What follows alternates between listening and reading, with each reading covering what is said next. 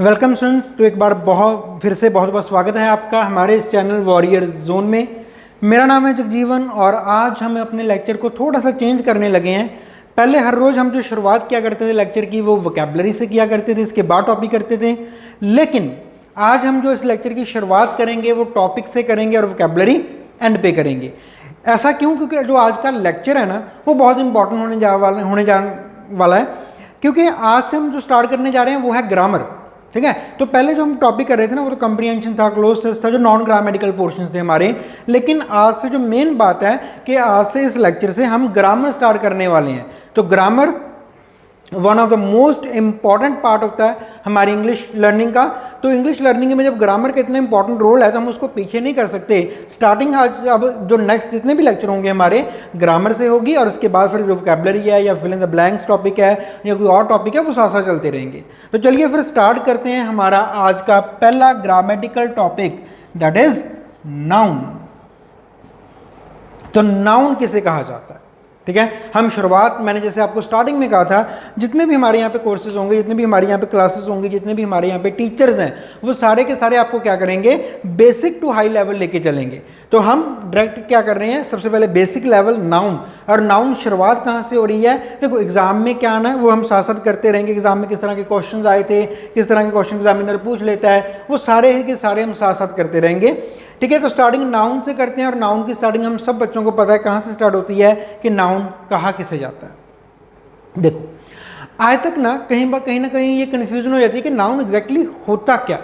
अब देखो, the name of anything, ये आपने बचपन में पढ़ा होगा, the name of anything is noun, है ना सर। हर एक चीज़ का जो नाम है जी वो नाउन होता है। जब हम ये बात करते हैं कि हर एक चीज़ का जो नाम है वो नाउन होता है, पर मान लो अगर मैं आपको ये कहता हूँ कि कलर नेम, क्या ये नाउन होता है? क्या कलर नेम जो है वो नाउन माना जाता है? ठीक है, अब बहुत सारे बच्चे कहेंगे हाँ जी सर होता है, बहुत सारे बच्चे कहेंगे नहीं जी कलर नेम तो नाउन नहीं होता, पर ये नेम तो है। और अभी भी हमने डेफिनेशन क्या दी थी कि the name of anything is noun, कि हर एक चीज़ का जो नाम है वो नाउन है। पर जब हम बात कर रहे हैं कलर नेम की, तो कई बच्चों को पता है कि कलर नेम नाउन नहीं होता। अब जिनको आज तक नहीं पता था तो वो भी सुन लो कि भाई कलर नेम कभी भी नाउन नहीं होता। फॉर एग्जांपल मान लो मैं यहाँ पे कहता हूँ कि रेड है जी, ब्लू है, येलो है, ये नेम तो हैं पर नाउन नहीं है। ठीक है, अब कई बच्चे कहेंगे सर हाँ जी ये तो एडजेक्टिव होते हैं, तो फिर ये एडजेक्टिव कैसे हो गई? ये तो नेम थे, नेम तो नाउन होते हैं।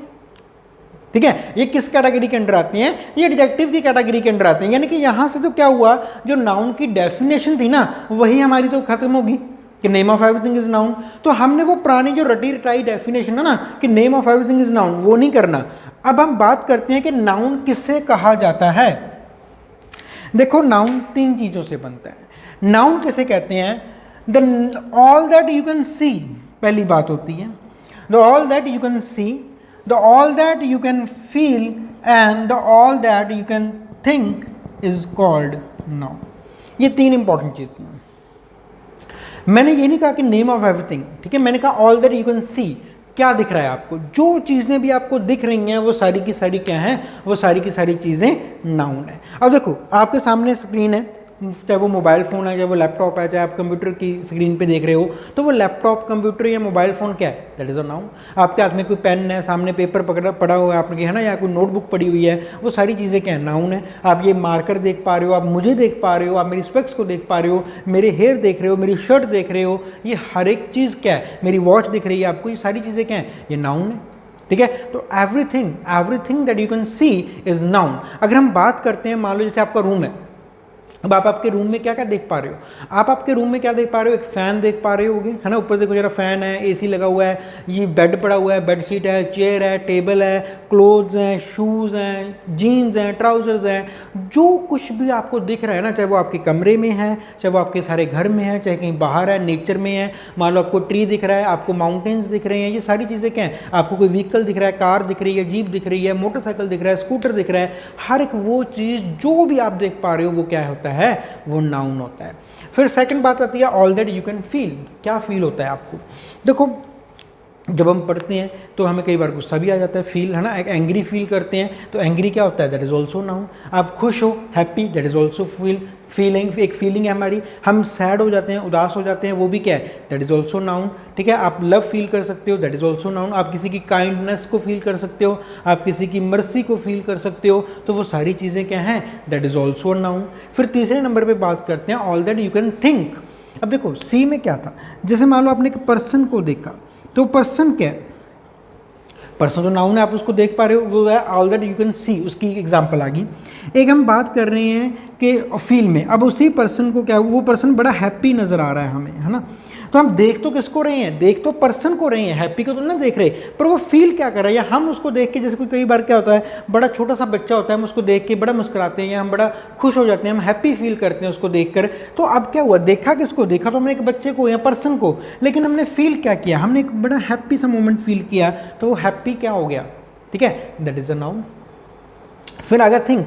अब थिंक क्या होता है, हर एक वो चीज़ जिसके बारे में आप सोचते हो, ठीक है, जैसे कि हमारा फ्यूचर क्या होगा। अब देखो अगर हम फ्यूचर की बात करें, क्या किसी ने आज तक फ्यूचर को देखा है, फ्यूचर को देखा तो किसी ने नहीं है। क्या हम फ्यूचर को फील करते हैं, फ्यूचर को फील भी नहीं करते, पर हमेशा सोचा किसके बारे में जाता है, फ्यूचर के बारे में। हम हमेशा अपनी लाइफ के बारे में सोचते हैं। देखो लाइफ कभी भी किसी ने देखी नहीं, पर्सन्स तो दिखते हैं पर लाइफ तो नहीं देखते। क्या हम लाइफ को फील करते हैं, नहीं। लाइफ के जॉयज़ हैं, लाइफ के सॉरोज़ हैं, वो तो फील होते हैं, पर क्या लाइफ इटसेल्फ कभी फील होती है, नहीं। पर हमेशा इंसान सोचता किसके बारे में है, अपनी ज़िंदगी के बारे में, ठीक है। तो अब बात समझ आ रही है, all that you can see, you can feel and you can think is a noun. अब कई बच्चे यहाँ पे ये कहेंगे, सर हमें तो फिर कलर भी दिखते हैं जी, क्या वाकई आपको कलर दिखते हैं? चलो अब देखते हैं। अब देखो मान लो मैंने यहाँ ये कि मेरे पास एक ब्लू कैप है ना, या ब्लू मार्कर है पूरा, मैंने इसका कैप अलग कर दिया, ये क्या दिख रहा है, सबको ब्लू कैप दिख रहा है, ठीक है जी, सबको ब्लू कैप दिख रहा है। अब क्या हुआ, मैंने कैप को पॉकेट में डाला, अब ब्लू देखो, क्या ब्लू दिख रहा है? असल में दिख क्या रहा था आपको, कैप दिख रहा था कि ब्लू दिख रहा था, ठीक है। जो एग्जिस्टिंग पार्ट है वो क्या है, वो तो कैप है ना, ब्लू तो नहीं है ना। एग्जिस्ट क्या चीज़ कर रही है, अब देखो यहाँ पे मैं कही सबको व्हाइट बोर्ड दिख रहा है, हाँ जी सर सबको व्हाइट बोर्ड दिख रहा है ना, हाँ जी दिख रहा है। अच्छा मैं ऐसा करता हूँ, अपना बोर्ड उतार के ले जाता हूँ, आप व्हाइट व्हाइट देखते रहना, ये तो पॉसिबल नहीं ना हो पाएगा। इज इट पॉसिबल कि मैं बोर्ड उतार के ले जाऊँ, आपको फिर भी व्हाइट दिखेगा? असल में एग्जिस्टिंग चीज़ क्या है, वो तो बोर्ड है ना, ठीक है। व्हाइट तो एग्जिस्ट नहीं कर रहा, बोर्ड है तो उसका कलर व्हाइट है, बोर्ड ही नहीं है तो व्हाइट कहाँ से रह जाएगा।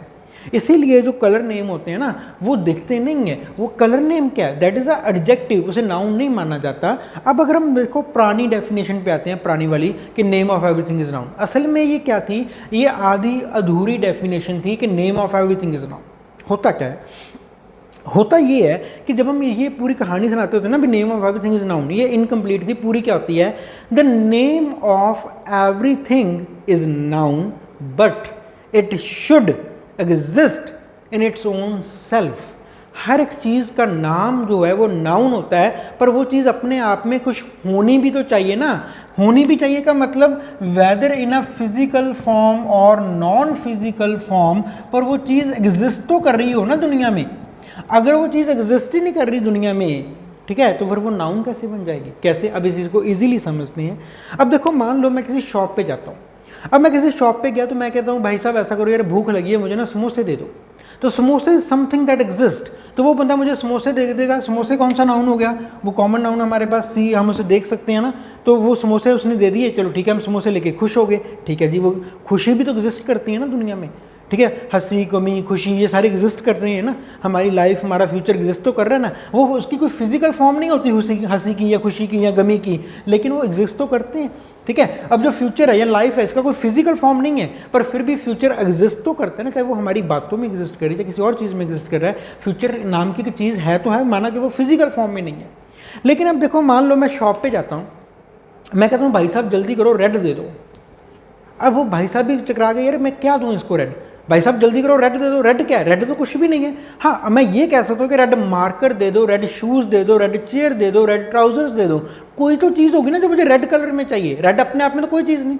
अगर मुझे कलर भी मांगना तो मैंने कहना पड़ेगा रेड कलर दे दो। कलर वो एक प्रोडक्ट है, मे बी वो पाउडर फॉर्म में हो, मे बी वो थिक लिक्विड फॉर्म में हो, या मे बी वो टोटली लिक्विड फॉर्म में हो, पर वो एक फॉर्म तो है ना। जो कलर है, कलर जो वर्ड है दैट इज अ नाउन। लेकिन रेड क्या है, वो कोई नाउन नहीं है, क्योंकि रेड एग्जिस्ट नहीं करता। एग्जिस्ट क्या कर रहा है, एग्जिस्ट कर रहा है वो कलर का बॉक्स, वो कलर एग्जिस्ट कर रहा है, रेड एग्जिस्ट नहीं कर रहा। अगर वो कलर ही ना होता, वो थिक फॉर्म होती ना, क्या आप रेड कह देते उसे?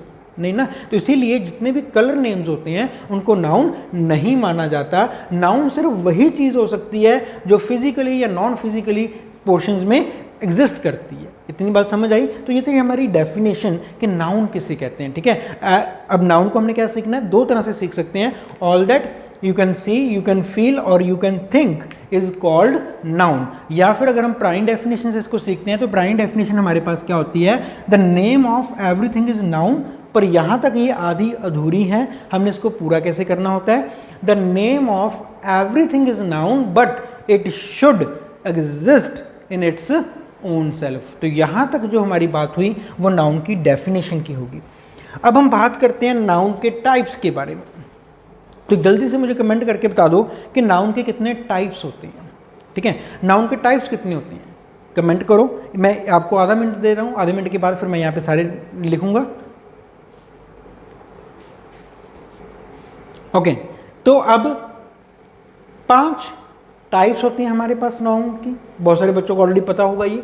Common noun, proper noun, collective noun, material noun and the last one we have an abstract noun. ठीक है, अब देखो common, proper, collective, material and abstract, ये 5 नाउन्स हैं। हम पांचों को बड़ी डिटेल में करेंगे क्योंकि इन्हीं पांचों के बेसिस पे फिर आगे हमें अलग अलग तरह के जो क्वेश्चंस हैं वो समझने होते हैं। ठीक है ना। अब देखो जो नाउन है ना, ये नहीं कि हमें, अब देखो हमारे जो एग्जाम में पहली बात चीज़ आनी है वो क्या आनी है। अगर मान लो कॉमन नाउन है, कोई भी यहाँ पे एक मान लो एक सेंटेंस लिखा गया, हमें पता है कि सेंटेंस कहाँ से बनते हैं, सब्जेक्ट वर्ब ऑब्जेक्ट से। अब सब्जेक्ट में हमारे यहाँ पे नाउन लिखा आ गया।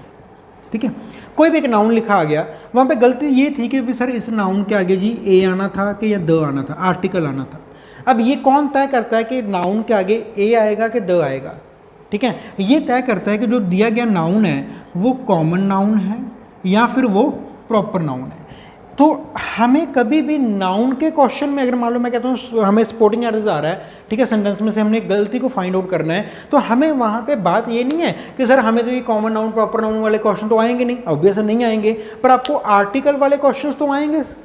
ठीक है, और आर्टिकल का तय कहाँ से होगा, जब हमें नाउन आते होंगे कि कॉमन नाउन है कि प्रॉपर नाउन है। तो इसीलिए हमें सारी चीज़ों को समझना जरूरी है। इसी तरह जब एब्स्ट्रैक्ट की बात आती है तो जब हमारे पास एडवर्ब्स होती हैं, ठीक है, एडवर्ब्स में एब्स्ट्रैक्ट नाउन्स का बड़ा रोल रहता है। ठीक है, एडजेक्टिव में से इनका बड़ा रोल रहता है। तो हमने इसीलिए सारी को डिटेल में करना है ताकि नेक्स्ट जाके जब हम नेक्स्ट टॉपिक करें तो जो उनका थोड़ा बहुत लिंक होता है, बहुत ज़्यादा लिंक नहीं होता, पर फिर भी जो थोड़ी बहुत एक आधी जो लिंक वाली कड़ी वो जुड़ती होती है ना, तो हमें पहले से हमने वो सारी चीज़ें अपने माइंड में लेके चलनी है। क्योंकि जब मान लो मैं आपको नेक्स्ट टॉपिक करवा रहा हूँ, मान लो मैं आपको आर्टिकल करवा रहा हूँ, तो मैंने कह दिया देखो भी ये यहाँ पे कॉमन नाउन है तो इसलिए यहाँ पे हमने ए लगा दिया। तो आपको पहले पता होना चाहिए ना कॉमन नाउन क्या है, और वो कहाँ से पता चलेगा, क्योंकि आज हम नाउन का टॉपिक कर रहे हैं तो क्यों ना आज से इसको डिटेल में कर लेते हैं। ठीक है, ओके, कॉमन नाउन की बारी आती है। कॉमन नाउन किसे कहा जाता है? देखो सबसे पहले तो नाउन किसे कहा जाता है, अभी भी हम सीख के आए हैं कि नाउन क्या होता है। Noun is equal to name, और तो कुछ नहीं, नेम को नाउन कहते हैं। ठीक है, चाहे उसको नेम कह लो चाहे उसको नाउन कह लो। अब कॉमन का मतलब क्या होता है ये आपने मुझे बताना है। कॉमन का मतलब होता है जर्नल, एक ऐसा नाम जो कॉमन है, जो जर्नल है, जो अक्सर ही हम यूज़ कर लेते हैं, जो सब हर के लिए यूज़ हो जाता है। अब मान लो जैसे मैं कह रहा हूँ मार्कर, एक मार्कर है। मार्कर क्या है, ये कॉमन नाउन है। ठीक है ना, कॉमन का मतलब क्या है। अब देखो ये मेरे पास भी है, किसी और टीचर के पास भी होता है, किसी और के पास भी होगा, आपके पास भी हो सकता है। Marker is a common word. ठीक, फ़ोन है, आप फ़ोन पे इस वीडियो को देख रहे हो, आप लैपटॉप पे इस वीडियो को देख रहे हो, आप कंप्यूटर पे इस वीडियो को देख रहे हो, तो ये चीज़ें क्या है, these are the common things, है ना। मोबाइल क्या है, वो एक कॉमन थिंग है। आप बेड पे बैठ के देख रहे हो, आप चेयर पे बैठ के देख रहे हो, आप टेबल पे बैठ के देख रहे हो, ये सारी चीज़ें क्या, आप सोफ़ा पे बैठ के देख रहे हो, ये क्या है, कॉमन चीज़ें। ठीक है, तो इसी तरह जरा आपने क्या करना है, अभी मुझे राइट नाउ चल रही वीडियो में आपने मुझे 5 नाउन, कॉमन नाउन के बारे में बताना है जो आपको दिख रहे हैं। हाँ, जो भी देखो कॉमनली जो भी आपको दिख रहा है वो सारा क्या है, वो कॉमन नाउन है बस, ठीक है। जो आपको जनरली दिखे जाते हैं भी, हाँ जैसे लाइट्स लगी हुई हैं, फ़ैन लगा हुआ है, एसी लगा हुआ है, बेंच है, मार्कर है, टेबल है, पेन है, पेंसिल्स हैं, नोटबुक्स हैं, बुक्स हैं, ठीक है। ये सारी चीज़ें, आपने जीन्स पहन रखी है, आपने ट्राउजर्स पहन रखे हैं, या आपने शर्ट्स टी शर्ट्स पहनी हुई हैं, आपने कैप पहनी हुई है, शूज़ पहने हैं, सॉक्स पहनी हैं, ये सारी चीज़ें क्या होती हैं, कॉमन, जो अक्सर ही हमें दिख जाती हैं, जो जनरल में होती हैं। All these things are called the common things. फिर बारी आती है प्रॉपर नाउन की। अब प्रॉपर नाउन किसे कहा जाता है, ठीक है, जो मेन आगे बात है। प्रॉपर का मतलब क्या होता है, प्रॉपर का मतलब होता है पर्टिकुलर, ठीक है। प्रॉपर का मतलब क्या होता है, प्रॉपर का मतलब होता है किसी पर्टिकुलर चीज़ की बात कर रहे हैं। अब देखो मान लो मैंने कहा सर मेरे पास नहीं ये यार फ़ोन है, तो दूसरा बंदा कहेगा यार मेरे पास फ़ोन तो मेरे पास भी है। अब मैंने कहा नहीं भाई, मेरे पास तो सैमसंग का फ़ोन है, सैमसंग का फ़ोन है। मैंने क्या किया, अब उस फ़ोन को बाकी सभी फ़ोन से अलग करते हुए मैंने उसके एक पर्टिकुलर ब्रांड का नाम ले दिया, ठीक है। जब तक तो वो फ़ोन था, कोई भी कॉमन मेरे पास एक मोबाइल फ़ोन है, that is a common noun. कोई दूसरा कहेगा मोबाइल फ़ोन तो मेरे पास भी है। फिर मैंने कहा नहीं यार मेरे पास तो सैमसंग फ़ोन है, तो सैमसंग फ़ोन क्या हो गया हमारा, that is a proper noun, ठीक है। जब आप कहते हो सर फ़ैन लगा हुआ है जी मेरे रूम में, तो फ़ैन क्या कॉमन नाउन है, लेकिन अगर आप उसी फ़ैन की कंपनी का नाम बता देते हो, वो क्या हो जाएगा, प्रॉपर नाउन हो जाएगा। कैसे, मान लो मैंने कहा सर हमारे पास तो ये बजाज का फ़ैन है, बजाज का फ़ैन क्या हो गया, वो प्रॉपर। अकेला फ़ैन क्या है, वो कॉमन नाउन है, लेकिन जब आप उसे पर्टिकुलराइज कर रहे हो कि किस कंपनी का है, तो वो क्या हो जाएगा, वो प्रॉपर बन जाएगा। मेरे पास लैपटॉप है, ये कॉमन बात है। मेरे पास HP का लैपटॉप है, ये प्रॉपर बात होगी, ठीक है। कोई दूसरा बंदा नहीं यार मेरे पास तो एसर का लैपटॉप है, मैंने कहा यार मेरे पास तो एप्पल का लैपटॉप है। तो वो हर एक जो भी आप ब्रांड नेम लेते हो, जितने भी ब्रांड होते हैं, चाहे वो कपड़ों के क्यों ना हो, चाहे वो शूज़ के क्यों ना हो, एडिडास है, रीबॉक है, नाइकी है, ठीक है। इस तरह मान लो एलन सोली है या LP है या कोई और ब्रांड है, टॉमी है, वो सारे क्या हैं, the all these are the proper nouns. मैंने एक शर्ट लेके आऊँ, अच्छा कौन से ब्रांड की लेके आए, ये टॉमी की है, तो वो टॉमी क्या हो गया, that is a particular brand, है ना। तो जो जितने भी आप नाम लेते हो, और यहीं पे एक और बात देखो, अगर मान लो मैं कहता हूँ स्टूडेंट, तो स्टूडेंट क्या है, student is a common noun. लेकिन अगर मैं उसी स्टूडेंट को उसके नाम से बुला लेता हूँ, मैंने कहा जॉन, जॉन स्टैंड अप, तो जॉन क्या हो गया, ये उसका प्रॉपर नाउन हो गया। अब देखो अगर मान लो मैं कहता हूँ भाई फैमिली मेम्बर्स, मेम्बर्स क्या है, ये तो कॉमन नाउन है, ठीक है ना। ब्रदर सिस्टर ये भी कॉमन नाउन है। लेकिन अगर हम उनका नाम ले दें, अगर मान लो आप अपने पापा का नाम ले रहे हो, मम्मा का नाम ले रहे हो, ब्रदर या सिस्टर का नाम ले रहे हो, तो वो नाम क्या होते हैं, वो पर्सन के नेम भी सारे क्या होते हैं, वो सारे होते हैं प्रॉपर नाउन। बात समझ आई। अगर आप बिना नाम के बात कर रहे हो, जनरल चीज़ की कैटेगरी के बारे में बात कर रहे हो, ठीक है, तो वो क्या हो गया, कॉमन नाउन है। अब जैसे मोबाइल फ़ोन एक कैटेगरी, एक प्रोडक्ट्स की कैटेगरी है ना। लैपटॉप एक प्रोडक्ट्स की कैटेगरी, उसमें अलग अलग वेरिएंट्स आते हैं, अलग अलग मॉडल आते हैं, अलग अलग कंपनीज़ के आते हैं। तो जब कंपनी का नाम लोगे, मॉडल का नाम लोगे, वेरिएंट का नाम लोगे, वो क्या हो जाना है, वो प्रॉपर बन जाना है, ठीक है जी। अब नेक्स्ट बात करते हैं कलेक्टिव। कलेक्टिव वर्ड कहाँ से बना, कलेक्शन से। कलेक्टिव वर्ड कहाँ से बनता है, कलेक्शन से बना होता है। अब ये चीज़ इंपॉर्टेंट है, मैं आपको पहले ही बता देता हूँ। नाउन के जो डायरेक्ट क्वेश्चंस आते हैं हमारे पास, वो इस वाले फील्ड से आते हैं, ठीक है। जैसे मैंने आपको स्टार्टिंग में कहा था कि कॉमन नाउन और प्रॉपर नाउन से नाउन के एग्जैक्ट वर्ड्स हमारे रूल्स नहीं आएंगे। जो स्पोर्टिंग एरर्स में नाउन के डायरेक्ट रूल्स आते हैं, वो आते हैं कलेक्टिव नाउन से। तो इसको ध्यान से समझना। अब देखो कलेक्टिव नाउन क्या होता है ना, कलेक्टिव नाउन दो तरह के होते हैं। पहली बात तो कलेक्टिव नाउन होता क्या, कलेक्टिव नाउन क्या होता है कि जब हम एक ही तरह की चीज़ों को इकट्ठा करके जो नया नाम दे देते हैं ना, उसे कहते हैं collective noun. Collection, collection of same kind. अब देखो यहाँ से हमने बात की स्टूडेंट, स्टूडेंट क्या है, एक सिंगल नाउन है। हमने इसको स्टूडेंट्स बना दिया तो ये प्लूरल नाउन हो जाएगा। ये तो कॉमन बात है, सब बच्चों को पता है कि स्टूडेंट सिंगल होता है, स्टूडेंट्स प्लूरल होता है। अब मान लो अगर यही सारे बच्चे कहीं पे बैठ के पढ़ने लग गए, ठीक है, तो हम उसको क्या कहेंगे, हम उसको कहेंगे क्लास। तो अब क्लास क्या होगा, ठीक है। अब जब टीचर कहता है, टीचर ये कहता होता है कि मैंने स्टूडेंट्स को पढ़ाने जाना है कि मैंने क्लास को पढ़ाने जाना है, ठीक है ना। टीचर ये नहीं कहता कि मैंने स्टूडेंट्स को पढ़ाने जाना है, टीचर कहेगा मुझे क्लास को पढ़ाने जाना है। A collection of same kind, collective noun का मतलब क्या होता है, collection of the same kind, एक ही तरह की चीज़ों को इकट्ठा करके जो हमने नया नाम दे दिया, वो क्या होता है, वो कलेक्टिव नाउन होता है, ठीक है। जैसे क्लास है, क्लास किसकी होती है, क्लास ऑफ स्टूडेंट्स होती है, ठीक है। अब मान लो मैं बात करता हूँ बैंड, ठीक है, बैंड किसका होता है, बैंड, मैजिशियंस, है ना, जो हमारे पास म्यूजिशियंस होते हैं, ठीक है, म्यूज़िक वाले मैजिशियन, वो जादूगर नहीं, MAGI नहीं, MU वाला, ठीक है। तो जो म्यूजिशियंस होते हैं उनका बैंड होता है हमारे पास, ठीक है। इसी तरह मान लो हम बात करते हैं टीम किसकी होती है, प्लेयर्स की होती है हमारे पास, ठीक है ना। टीम जितने भी प्लेयर्स खेलने वाले होते हैं उनको जो अगर हम इकट्ठा करते हैं तो उनको क्या बोलते हैं, टीम बोलते हैं। तो अब देखो यहाँ पे एक और बात है, लेकिन मान लो अगर मैं इसकी बजाय मैं ये बात करता हूँ कि भाई मेरे पास ना बहुत सारे ग्रेप्स हैं, ठीक है, मेरे पास बहुत सारे ग्रेप्स हैं, तो ग्रेप्स के लिए हम क्या वर्ड यूज़ करते हैं, हम उसे कहते हैं, एक तो ये होगा, हम उसे कहते हैं bunch of grapes, bunch of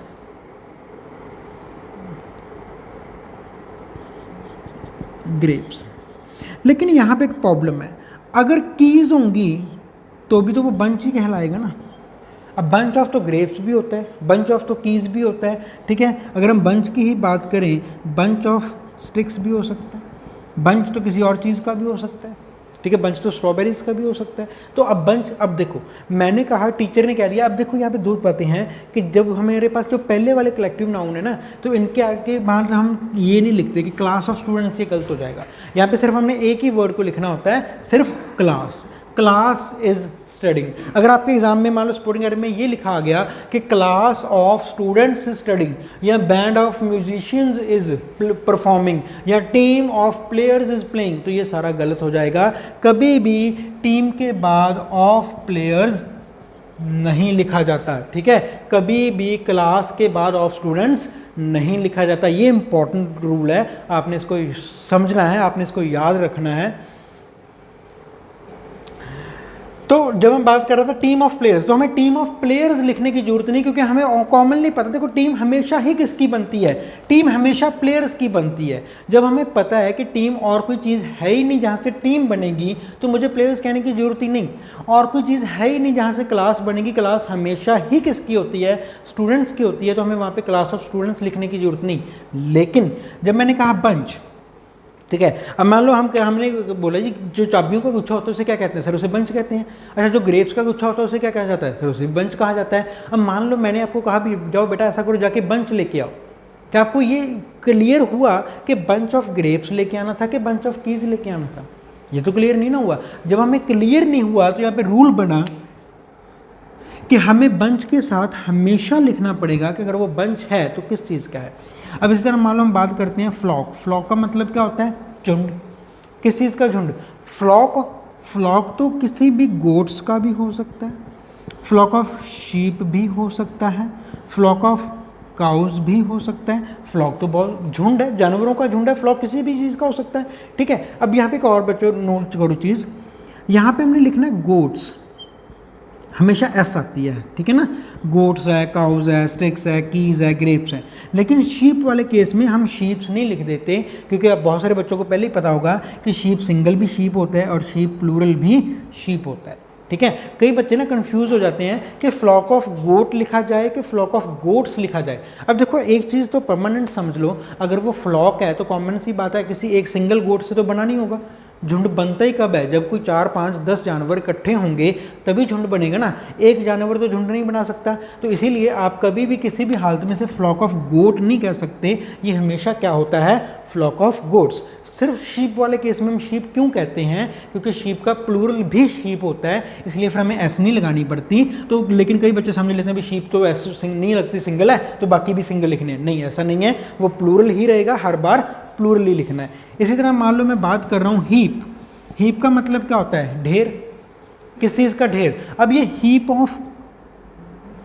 of corns भी हो सकता है, हीप ऑफ स्टोन्स हो सकता है, हीप ऑफ वीट हो सकता है, ठीक है। अब ये मटेरियल नाउन है तो ऐसा नहीं आएगा, मटेरियल नाउन क्या है आगे बात करेंगे, ठीक। तो अब बात ये हुई है कि ये देखो जो सबसे इम्पॉर्टेंट जो नाउन के टाइप में से क्वेश्चन आएगा, जो बाकी नाउन के रूल्स हैं वो अलग हैं, लेकिन जो टाइप बेस में से जो हमें एग्जाम में सबसे इंपॉर्टेंट क्वेश्चन आ सकता है वो कलेक्टिव नाउन को लेके आता है। एक तो इस चीज़ का देखो 2 क्वेश्चंस बनेंगे, अभी मैं बताता हूँ।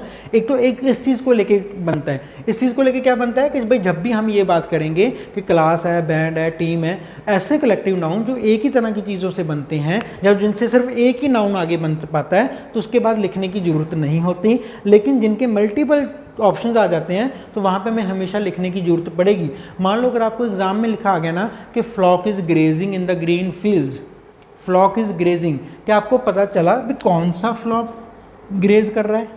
वो फ्लॉक ऑफ गोट्स था कि फ्लॉक ऑफ शीप था या फिर फ्लॉक ऑफ काउस था? तो इसीलिए हमें लिखना जरूरी हो जाता है कि whether it's a flock of goats या शीप्स या फिर काउस। ठीक है, तो हमें सही करके क्या लिखना पड़ेगा कि फ्लॉक ऑफ गोट्स इज़, लेकिन अब देखो यहाँ पे आर नहीं लगा देना, यहाँ पे फ्लॉक ऑफ गोट्स लिखा है। अब मैं इस चीज़ को लिख के बताता हूँ, फ्लॉक ऑफ गोट्स। अब कई बच्चे यहाँ पे कंफ्यूज हो जाते हैं, इज़ आएगा कि आर आएगा। ठीक है, flock of goats is grazing या फिर sir flock of goats are grazing. देखो यहाँ पे हमने क्या पढ़ लेते हैं, हम यहाँ पे गोट्स पढ़ लेते हैं, हम लगता है प्लूरल है जी, प्लूरल है तो आर लगा दो। असल में हम यहाँ पे जो वर्ब लगा रहे हैं वो किसके लिए लगा रहे हैं? हम वर्ब लगा रहे हैं फ्लॉक के लिए। माना कि झुंड में बहुत सारी जो बकरियां हैं, लेकिन झुंड तो एक ही है ना, हम सारे झुंड की बात एक साथ कर रहे हैं ना, हम एक एक बकरी की अलग अलग से तो बात कर नहीं रहे, हम तो सारे झुंड की बात कर रहे हैं। तो फ्लॉक ऑफ गोट्स कितने हुए? एक।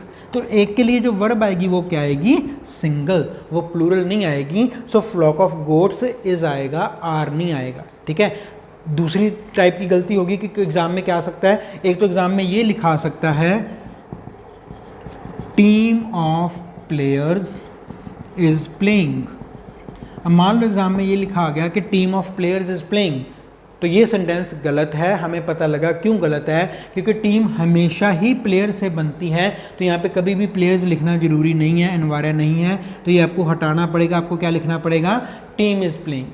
ठीक है, अब यहाँ पे लिखा team is playing, class is studying. मान लो वहाँ पे लिखा है class of students is studying, ये गलत हो जाएगा। क्लास ऑफ स्टूडेंट्स नहीं, क्लास हमेशा ही किसकी होती है? वो हमेशा ही स्टूडेंट्स की होती है, तो हम कभी भी ये नहीं कहेंगे कि class of students, class is studying. ठीक, लेकिन सेकंड बात क्या था, अगर वो मान लो वहाँ पे लिखा गया कि बंच, ठीक है ना, I need a bunch, I need a bunch, ये गलत हो जाएगा। I need a bunch of grapes, I need a bunch of keys, हमें ये लिखना पड़ेगा। ठीक है, पहले वो वर्ड्स हैं जहाँ पे हमने उस जो कहाँ से बने हैं वो नहीं लिखना, दूसरे वाले वो वर्ड्स हैं जो जहाँ से बने हैं हमें वो लिखना जरूरी होगा। एक तो ये गलती आएगी एग्जाम में। सेकंड तरह की जो मिस्टेक आ सकती है वो आ जाती है वर्ब बेस को लेके कि वर्ब इज आएगा या आर आएगा या हैज़ आएगा या हैव आएगा, वॉज आएगा या वर आएगा। अब आपको चूज़ करना होता है कि सिंगल है तो प्लूरल है। ठीक है, हमें पता है इज़ आर में से इज़ सिंगल होती है, हैज़ हैव में से हैज़ जो है वो सिंगल होती है, वाज वर में से वॉज सिंगल होती है। ठीक है, वर प्लूरल हो जाता है। अगर डू डज की बात की जाए तो डू सिंगल होता है कि डज सिंगल होता है? डज सिंगल होता है। ठीक है, डू प्लूरल होता है। तो हमने यहाँ पे प्लूरल वर्ब्स नहीं अप्लाई करनी, हमने सिंगल वर्ब्स को अप्लाई करना है। इज़, हैज़, वॉज, डज, ये सारे सिंगल वर्ब्स हैं, ये यहाँ पे आएंगे। ओके, दो तरह की गलतियां तो मैंने आपको बता दी। अब जो तीसरी द मोस्ट इंपॉर्टेंट मिस्टेक है वो है आती है आर्टिकल को लेके। अब रूल ये है कि जो ये बंच ऑफ ग्रेप्स है, बंच ऑफ कीज है ना, इनके आगे हमेशा आर्टिकल ए लगाया जाता है। That is an very very very important topic. ठीक है, हम इसे कहते हैं कलेक्टिव जो नाउन्स है हमारे, कलेक्टिव नाउन की जो सेकंड कैटेगरी होती है हमारी, इनके आगे हमेशा क्या लगाया जाता है? Article a. अगर तो मैं टीम की बात करूं, देखो हम जब भी सेंटेंस लिखते हैं ना, हम ये कहते हैं ना कि टीम इज़ प्लेइंग, हम कभी भी ये नहीं कहते कि अ टीम इज़ प्लेइंग। हालांकि वो टीम एक है, सिंगल है, हमें पता है कि सिंगल के आगे तो आर्टिकल लगाया जाता है, लेकिन सिर्फ और सिर्फ कलेक्टिव नाउन में एक रूल चलता है कि चाहे टीम सिंगल भी क्यों ना हो, हमने इसके आगे आर्टिकल ए नहीं लगाना। लेकिन जो आगे हमारे पास आगे के बंच ऑफ ग्रेप्स है, फ्लॉक ऑफ, यहाँ पे हमें साथ में लिखना भी पड़ता है। ठीक है, तो हम इन्हें क्या कहते हैं? इन्हें कलेक्टिव जो नाउन है हमारे, ठीक है, नॉमिनेटिव जो क्लाउजेज कहा जाता है इन्हें। तो इन क्लाउजेज के आगे नॉमिनेटिव क्लाउज है क्या बात, वो मैं बाद में समझा दूंगा। सिंपली तभी मैं इसका नाम नहीं ले रहा था, लेकिन आपने क्या करना है, सिर्फ इतना याद रखो कि जो second type of collective noun है जिनके साथ हमें लिखना पड़ता है कि ये कहाँ से बने हैं, तो उनके आगे हमेशा आर्टिकल क्या आएगा? आर्टिकल ए आएगा। अगर आप ये लिखोगे कि I need bunch of flowers, ये गलत है, हमें क्या लिखना पड़ेगा? I need a bunch of flowers. देखो बंच ऑफ ग्रेप्स भी है, कीज भी है, स्टिक्स भी है, फ्लावर्स भी है, बहुत सारी चीज़ों का बंच बन जाता है, तो आर्टिकल भी उतना ही इंपॉर्टेंट है। तीन रूल हमने मेजर यहाँ पे किए हैं कलेक्टिव नाउन को लेके कि पहला इसके बाद नहीं लिखना, इसके बाद लिखना है। सेकंड, हमें वर्ब की गलती नहीं करनी। तीसरी, हमें आर्टिकल की गलती नहीं करनी। ठीक है, इतनी बात समझ आई। अब मैं इसको सारी को रब कर देता हूँ। नेक्स्ट जो हमारे पास बात चल रही है, नेक्स्ट बात है हमारे पास मटीरियल नाउन। अब मटीरियल नाउन किसे कहा जाता है? बहुत बार बच्चे ना इस चीज़ में आके कंफ्यूज हो जाते हैं कि मटीरियल नाउन क्या है। मैं यहाँ पे सिर्फ एक एग्जांपल देता हूँ, जैसे मैंने यहाँ पे दी थी। कलेक्टिव नाउन की एग्जांपल क्या है हमारे पास? जैसे टीम, जैसे क्लास, या फिर जैसे कि बंच ऑफ कीज, या फिर बंच ऑफ फ्लावर्स। ठीक है, इसी तरह यहाँ पे हम सेकंड लेते हैं, फ्लॉक ऑफ गोट्स या फिर काउस। ठीक है, तो ये जो हमारे पास ये टाइप 1 है, ये जो हमारे पास है ये टाइप 2 है। ठीक, अब हम बात कर रहे हैं मटीरियल नाउन की। अब ये मटीरियल नाउन क्या होता है? ठीक है, अब बहुत सारे बच्चे कहते हैं सर जो चीज़ें जी मटीरियलिस्टिक होती हैं, जो मटीरियल होता है, जैसे प्लास्टिक हो गया जी का है ना, ये हो गया वो गया, नहीं, मटीरियल नाउन ऐसा नहीं होता। पहली बात तो जो एयर है, अगर हम एयर की बात करें, अब बहुत सारे बच्चे यहाँ पर आपने बचपन में बहुत बार सुना होगा कि सर एयर तो जी अब्स्ट्रैक्ट नाउन होता है। ये गलत होता है। कभी भी जो एयर है वो अब्स्ट्रैक्ट नाउन नहीं होता। एयर हमेशा क्या होता है? मटीरियल नाउन होता है। ठीक है, कभी भी जो एयर है वो अब्स्ट्रैक्ट नाउन नहीं होता। क्यों? अब देखो, हमें ना दो चीज़ें बड़ी गलत करवाई जाती हैं, एक तो मटीरियल नाउन, एक अब्स्ट्रैक्ट नाउन। बाकी तीन तो चलो फिर भी हमें सही करवा दिए जाते हैं, लेकिन अब्स्ट्रैक्ट नाउन में तो हमें ये कह दिया जाता है कि जिसको हम देख नहीं सकते, छू नहीं सकते जी, वो अब्स्ट्रैक्ट नाउन है। ऐसा कुछ नहीं होता। जो सिर्फ फील होते हैं, जिसको सिर्फ हम सूंघ सकते हैं, ऐसा कुछ नहीं है। ठीक है, चाहे वो दिख रहे हैं चाहे नहीं दिख रहे, कोई ज़रूरी नहीं कि जो नहीं दिख रहा वो हमेशा अब्स्ट्रैक्ट ही होगा, ऐसा नहीं होता। अब देखो है क्या चीज़, मटीरियल नाउन किसे कहा जाता है? मटीरियल नाउन कहा जाता है हर एक वो चीज़ which is given by nature. ये चीज़ आपने याद रखनी है। हर एक वो चीज़ which is given by nature is called a material noun. अब बच्चे कंफ्यूज कहाँ पे हो जाते हैं? अब मान लो मैं कहता हूँ जी दरवाज़ा है, ठीक है, डोर है। डोर मटेरियल नाउन है कि डोर कॉमन नाउन है? अब बहुत सारे बच्चे कहते हैं सर डोर तो ये लकड़ी का बना हुआ है, लकड़ी कहाँ से मिलती है? वो तो नेचर से मिलती है, फिर डोर तो हमारा हो गया मटेरियल नाउन। नहीं, डोर कौन सा नाउन है? डोर कौन सा नाउन है? That is common noun. क्यों? क्योंकि दरवाज़ा हमें नेचर ने नहीं दिया, दरवाज़ा हमारी खुद की प्रोडक्शन है। हर एक वो चीज़ जो हमारी खुद की प्रोडक्शन है वो कभी मटेरियल नाउन हो ही नहीं सकती। ठीक है, वो हर एक वो चीज़ जो हमारी प्रोडक्शन है, चाहे वो ये वाइट बोर्ड है, चाहे वो ये मार्कर है, चाहे वो ये शर्ट है, टी शर्ट है, रिंग है। अब रिंग तो हमारी किसकी होती है? गोल्ड की होती है।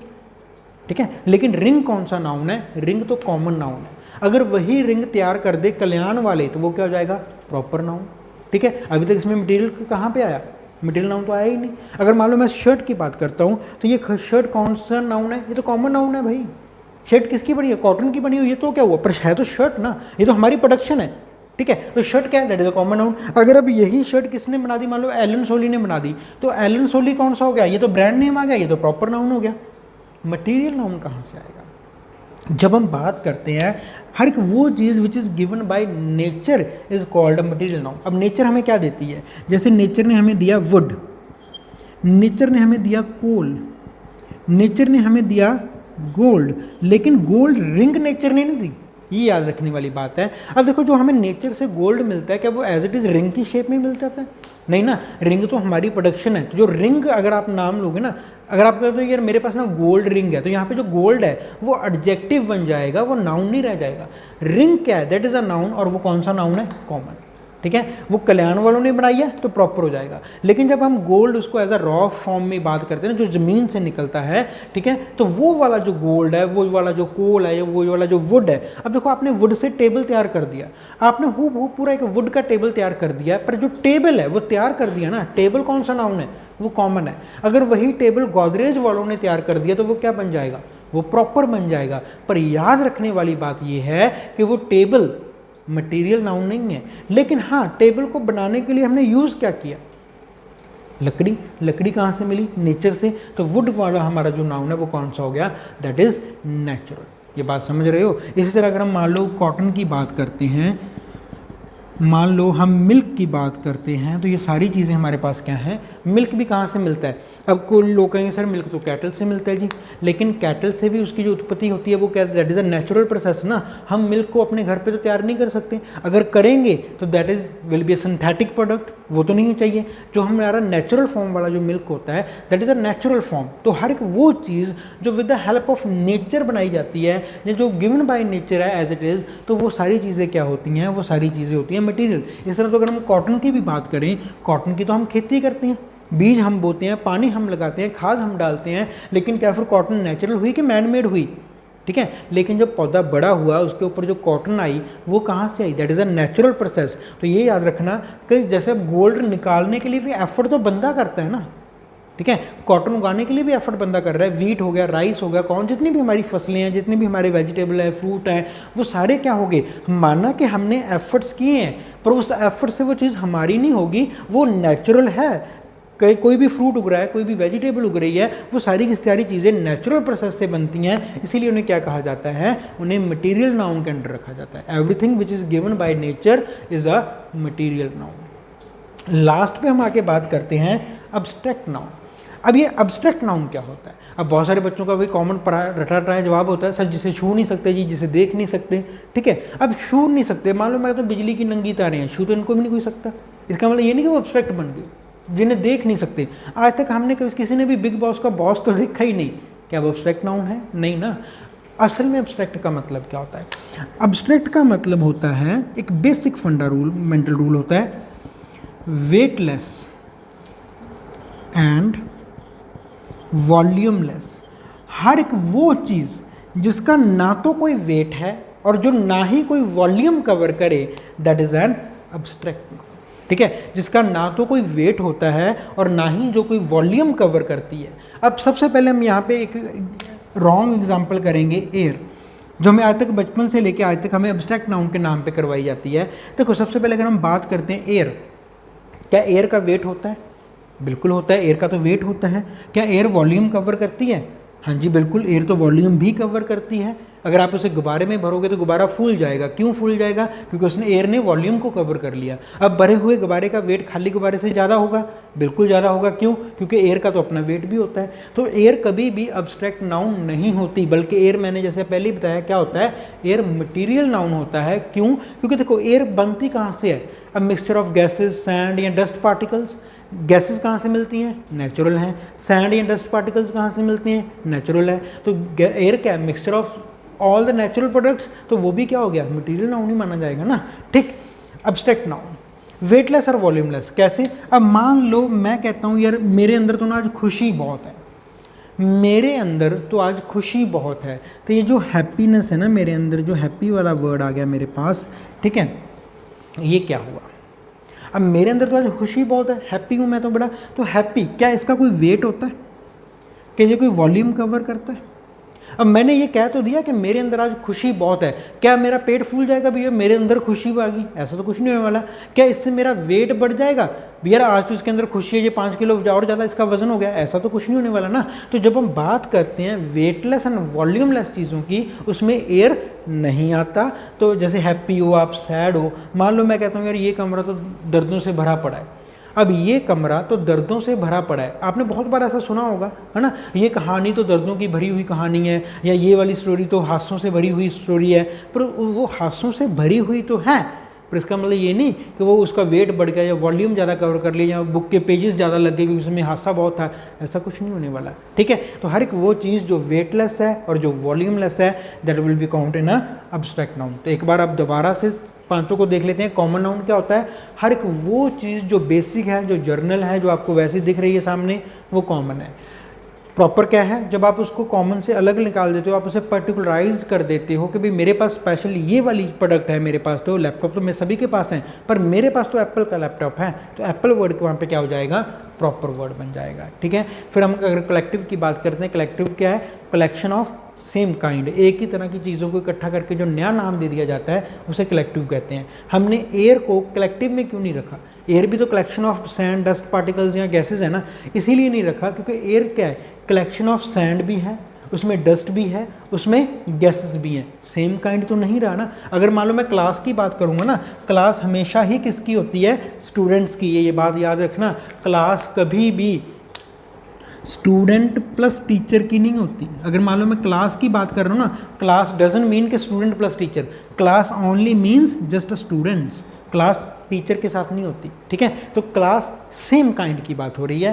तो ये क्या हो गया, कलेक्टिव नाउन्स। दो तरह के कलेक्टिव नाउन्स होते हैं, टाइप 1 टाइप 2। एक जिनके बाद हमें कभी नहीं लिखना पड़ता कि ये कहाँ से बनते हैं, सेकंड जिनके बाद हमें हर बार लिखना पड़ता है कि ये कहाँ से बनते हैं। और एक मेजर बात क्या थी, तो जो टाइप 2 है उसके आगे हमेशा आर्टिकल ए लगाया जाता है। और इन दोनों के साथ जो वर्ब आएगी वो हमेशा कौन सी आएगी, इन दोनों के साथ जो वर्ब आती है दैट इज सिंगल, ठीक है। फिर हमने बात की थी मटेरियल नाउन। मटेरियल नाउन कैसे कहा जाता है, हर एक वो चीज़ जो नेचर हमें देती है, जब with the help of nature produce होती है, उसे मटेरियल नाउन कहा जाता है। अब्स्ट्रैक्ट नाउन क्या होता है, हर एक वो चीज़ जो वेटलेस है, जो वॉल्यूमलेस है, उसे हम क्या कहते हैं, उसे हम कहते हैं एन अब्स्ट्रैक्ट नाउन, ठीक है जी। तो एक बार आप, मैं आपको 2 मिनट दे रहा हूँ, एक बार आप इसे लिख लो अपने नोटबुक्स के ऊपर, ताकि आपके नोट्स अभी से बनने शुरू हो जाएं। जैसे भी आपको जो भी समझ आया आपने उसको अपने नोट्स में बनाना है। तो इसको 2 मिनट है आपके पास, इसको जल्दी करो, इसको सभी को लिख लो।